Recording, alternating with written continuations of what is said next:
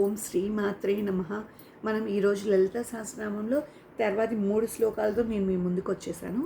ఈరోజు వీడియోలో 62, 63, 64 శ్లోకాలు అలాగే వాటి యొక్క అర్థాలు తెలుసుకుందాం.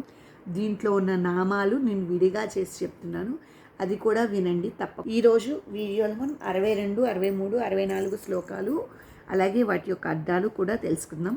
ఇప్పుడు 62వ శ్లోకం.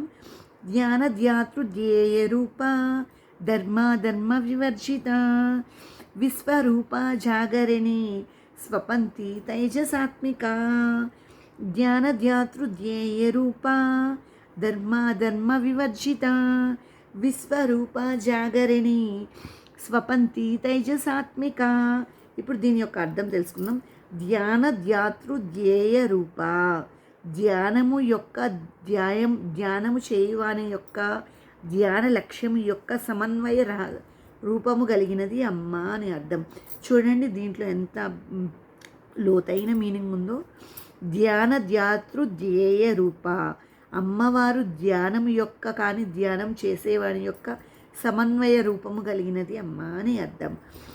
ధర్మ వివర్జిత, విహిత కర్మములు అవిహిత కర్మలు లేనిది అమ్మ అని అర్థం. విశ్వరూప అనగా విశ్వము యొక్క రూపమైనది. జాగరిణి జాగ్రత్త అవస్థను సూచించున్నది. స్వపంతి స్వప్నావస్థను సూచించున్నది.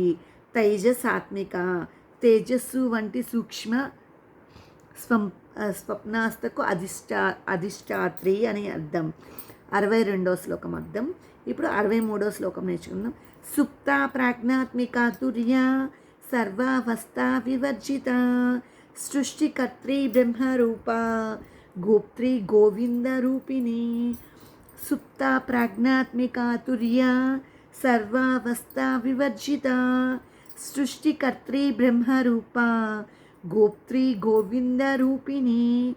ఇప్పుడు దీని యొక్క అర్థం తెలుసుకుందాం. సుప్త నిద్రావస్థను సూచించినది అమ్మ అని అర్థం. ప్రాజ్ఞాత్మిక ప్రజ్ఞయే స్వరూపముగా కలిగినది అమ్మ. తుర్యావస్థను సూచించినది అమ్మ. సర్వావస్థ వివర్జిత అన్ని అవస్థలను విడిచి అతీతముగా నుండునది అమ్మ అని అర్థం. సృష్టికర్తి సృష్టిని చేయునది అమ్మ. బ్రహ్మరూప బ్రాహ్మణ లక్షణము గల రూపము కలిగినది అమ్మ. గోప్త్రి గోపన లక్షణము అనగా సంరక్షణ లక్ష్యము గలది అమ్మ అని అర్థం. గోవింద రూపిణి విష్ణుమూర్తితో రూప సమన్వయము కలిగినది అమ్మ అని అర్థం. ఇప్పుడు 64వ శ్లోకం నేర్చుకుందాం. సంహారిణి రుద్ర రూప తిరోదానకరీశ్వరి సదాశివానుగ్రహద పంచకృత్య పరాయణ. సంహారిణి రుద్ర రూప తిరోదానకరీశ్వరి సదాశివానుగ్రహద పంచకృత్య పరాయణ. దీని యొక్క అర్థం సంహారిణి ప్రళయకాలంలో సమస్త వస్తు జీవ జలాలను తనలోనికి ఉపసంహరణ గాలించి లీనము చేసుకొనున్నది.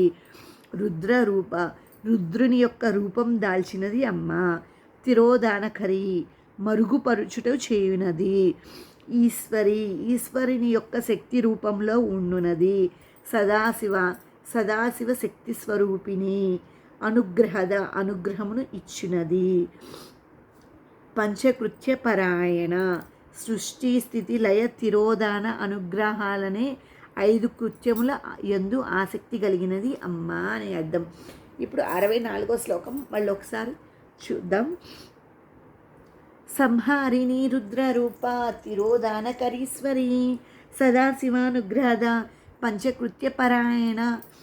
మనం వీడియోలో ఈరోజు లలిత సహస్రనామంలో 62, 63, 64 శ్లోకాలు ఎంత స్పష్టంగా పలకాలి, దోషరూపాలు లేకుండా, అలాగే వాటి యొక్క అర్థాలు తెలుసుకుందాం. తర్వాత 3 శ్లోకాలతో మళ్ళీ వచ్చే వీడియోలో కలుసుకుందాం. అలాగే ఈ వీడియో మరిన్ని వీడియోల కోసం సబ్స్క్రైబ్ చేసుకోండి.